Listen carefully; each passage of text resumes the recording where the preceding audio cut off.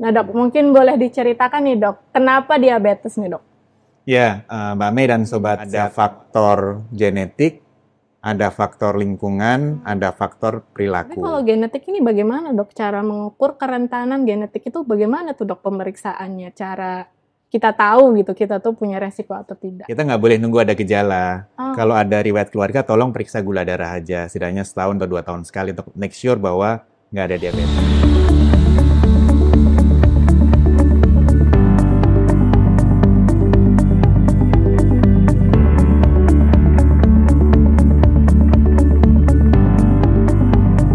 Halo Sobat Sehat RSCM, ketemu lagi bersama saya Meiria Santi dari Clinical Research Unit RSCM. Nah, pada kesempatan kali ini sudah hadir bersama saya Dr. Diki. Selamat siang dok. Siang. Apa kabar dok? Baik. Baik dok.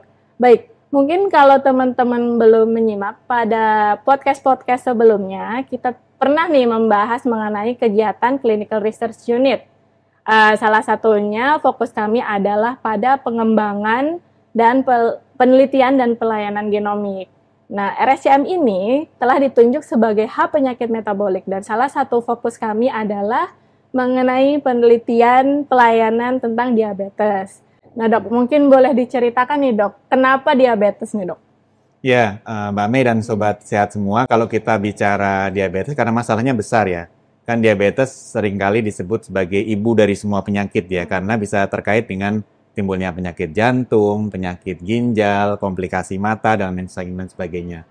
Dan kita lihat dari data penelitian yang terbaru, 2023 itu, ada sekitar dari sejumlah penduduk dewasa di Indonesia, itu sekitar 11% tuh yang mengalami diabetes. Jadi 1 dari 9 penduduk dewasa di Indonesia itu mengalami diabetes. Jadi angkanya besar. Dan yang menarik adalah angka jumlah penyandang diabetes itu yang usia muda sekarang makin lama makin naik gitu. Ini kan dampaknya besar ya, karena usia muda ini kan harapan hidupnya masih panjang. Kemudian ya masih harus aktif bekerja gitu kan. Jadi memang harus dikenali lebih awal supaya bisa diobati lebih baik gitu. Jangan sampai timbul komplikasi. Jadi angka diabetes pada usia muda ini semakin banyak ya dok ya? Apa itu karena pengaruh anak-anak muda ini suka minum kopi gitu kan, suka minum manis-manis gitu, jadi ke pengaruh gaya hidup gitu lah dok? Ya, jadi prinsipnya kalau kita bicara penyakit ya, kita bicara penyakit diabetes secara umum kan memang ada beberapa faktor ya Mei ya. Ada faktor genetik, ada faktor lingkungan, ada faktor perilaku. Kalau kita bicara perilaku, tadi yang Mbak Mei sebutkan, mungkin kurang olahraga, lebih banyak duduk di depan komputer misalkan, ya, atau main gadget gitu, secara aktivitas fisik jauh berkurang. Kedua, dari aspek makanan. Itu kan aspek pola hidup juga. Konsumsi makanan-makanan yang kandungan karbohidrat sederhananya tinggi, kandungan gulanya tinggi, kandungan lemaknya tinggi. Jadi energinya tinggi. Jadi sudah energi yang dimakan tinggi atau diminum tinggi, nggak dipakai dengan aktivitas fisik. Yaitu meningkatkan risiko diabetes. Nah, kalau dari sisi lingkungan ya banyak faktor, ketersediaan makanan-makanan cepat saji yang tinggi kalori, tinggi lemak misalkan, minuman-minuman manis dan sebagainya. Nah, sekarang yang menarik adalah terkait dengan faktor genetiknya gitu kan. Kan kita tahu kalau pasien dengan diabetes itu faktor keturunan penting gitu ya. Faktor keturunan itu memang ada 2 faktor ya, ada faktor terkait dengan genetik yang diturunkan sama faktor terkait dengan kebiasaan. Nah, kalau misalkan orang tuanya diabetes, itu resiko anaknya diabetes 3 kali lipat lebih tinggi. Kalau kedua orang tuanya diabetes, resiko anaknya diabetes bisa 7 kali lipat lebih tinggi. Dan biasanya kalau kita lihat di praktek kita sehari-hari, itu kalau orang tuanya diabetesnya umur misalkan 50-60, biasanya anaknya kena diabetes lebih muda lagi gitu. Ya mungkin karena ada faktor genetik yang memang sudah cukup kuat ditambah dengan pola hidup tadi yang Mbak Mei sebutkan tadi. Jadi menyebabkan, jadi kalau orang sudah punya, kita bilang kerentanan secara genetik, begitu pola hidupnya nggak sehat, ya lebih cepat gitu. Ada juga orang yang nggak punya kerentanan genetik, kalau pola hidupnya nggak sehat bisa jadi diabetes juga, cuma mungkin usianya agak lebih tua gitu ya, agak lebih lambat gitu. Jadi makanya kita perlu tahu tuh di Indonesia apa sih yang bikin dari faktor genetiknya kok bisa timbul diabetes di usia muda. Kan kalau untuk lifestyle, kalau untuk lingkungan kan kita bisa langsung mengukur melalui mata gitu kan secara kasarnya. Tapi kalau genetik ini bagaimana dok cara mengukur kerentanan genetik itu bagaimana tuh dok pemeriksaannya? Cara kita tahu gitu kita tuh punya resiko atau tidak gitu. Ya kalau mau tahu terkait dengan faktor genetik kan nanti biasanya dokter akan lihat kan dibuat diagram keluarganya dari kakek neneknya, ibunya, saudara kandungnya ada diabetes apa enggak gitu ya. Kemudian kalau memang diperlukan, memang perlu lanjut pemeriksaan darah, diperiksa genetiknya gitu. Nah khususnya untuk diabetes usia muda, sebenarnya nggak semua harus periksa genetik sih, enggak gitu ya. Tapi ada beberapa kelompok pasien yang harus diperiksa. Makanya memang harus dilihat step by step-nya. Biasanya kalau diabetes usia muda, dokter perlu bedakan tuh ini jenis diabetesnya yang mana nih. Kan sebagian besar diabetes tipe 2 ya. Tipe 2 itu yang karena gangguan kerja insulinnya. Kenapa? Karena pola hidupnya tadi yang dominan gitu kan.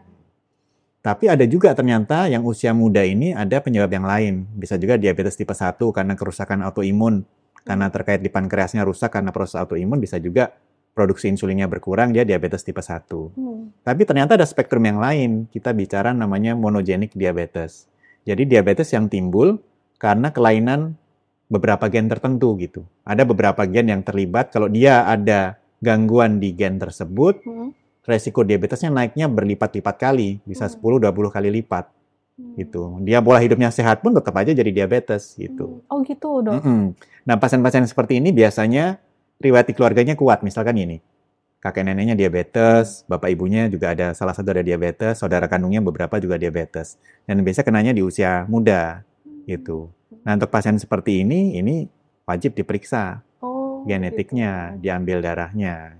Kenapa? Karena kita akan tahu, oh ini kerusakannya di gen tertentu. Misalkan ini gen A ini mengatur kemampuan dari pankreas untuk produksi insulin gitu. Ya kita kasih obat yang cocok, kasih obat yang bisa merangsang produksi insulin dari pankreas. Kalau kenanya ke gen B misalkan, yang mengatur kerja dari insulin, ya kita kasih obat yang cocok juga. Nah seringkali ini penting karena seringkali kalau diabetes di usia muda, itu seringkali kita dalam tanda kutip dianggap oleh dokter sebagai diabetes tipe 1 gitu kan. Langsung dikasih insulin. Padahal kalau kita bisa tahu kelainan genetiknya, pengobatannya mungkin nggak harus pakai insulin. Bisa pakai obat aja cukup. Ada yang beberapa perlu pemantauan aja sudah cukup misalkan. Penting banget berarti ya dok, terutama untuk populasi-populasi diabetes pada usia muda dengan riwayat keluarga yang kuat diabetesnya ya dok ya. Nah itu untuk tesnya sudah tersediakah itu dok di Indonesia untuk monogenic tadi dok? Nah sayangnya belum di Indonesia belum tersedia. Selama ini kalau kita ada pasien yang kecurigaan monogenic diabetes, itu kita kirim ke luar negeri. Nah makanya sekarang kan dari RSCM kita mau mengembangkan kan panel pemeriksaan genetik itu yang bisa nanti masyarakat bisa periksa nggak usah jauh-jauh kirim ke luar negeri, ke RSCM aja gitu kan. Cuma kan kita masih mengembangkan ya, fase pengembangan ya. Dan kita lihat memang ternyata genetik yang dilaporkan oleh teman-teman peneliti di luar negeri sana, di Eropa, Amerika, ternyata kok beda gitu di kita agak beda. Makanya kita perlu ciptakan sendiri gitu. Maksudnya mencari genetik mana yang terlibat, baru nanti kita buat panelnya. Nah, panelnya itu harapannya bisa membantu nanti pasien-pasien di Indonesia. Kalau curiga monogenic diabetes, kirim ke RSCM, kita periksa panel genetik untuk monogenic diabetesnya. Jadi tes genetik yang memang khusus spesifik untuk populasi kita gitu ya dok? Iya, dikembangkan khusus untuk populasi di Indonesia. Menarik sekali dok, mudah-mudahan lancar untuk perkembangan panel testingnya ini dok. Dan sehingga teman-teman sobat sehat yang memerlukan tes bisa ke RSCM, kemudian juga mendapatkan perawatan terbaiknya seperti itu dok. Mungkin dokter Diki ada pesan untuk teman-teman diabetes usia muda, silakan dok, bisa diberikan dok. Ya mungkin ada dua hal ya, kalau untuk terkait kita bicara diabetes, kita nggak boleh nunggu ada gejala. Kalau ada riwayat keluarga, tolong periksa gula darah aja, setidaknya setahun atau 2 tahun sekali untuk make sure bahwa nggak ada diabetes. Kedua, sekarang di RSCM kita masih proses penelitian ya sebenarnya ya, untuk pemeriksaan genetik diabetes. Jadi kalau teman-teman mau periksa, masih gratis gitu untuk ikut dalam pemeriksaan tersebut gitu. Dalam rangka membantu pengembangan panel genetik tadi. Jadi jangan khawatir lah dengan diabetes, jaga pola hidup yang sehat. Tapi kalau ada riwayat keluarga yang kuat, ya memang harus lakukan pemeriksaan kesehatan secara rutin. Wah, menarik sekali nih, ternyata ada kesempatan untuk tes gratis nih Sobat Sehat RSCM sekalian. Baik dok, terima kasih banyak dok atas penjelasannya, informasinya. Sampai jumpa di podcast berikutnya. Salam sehat.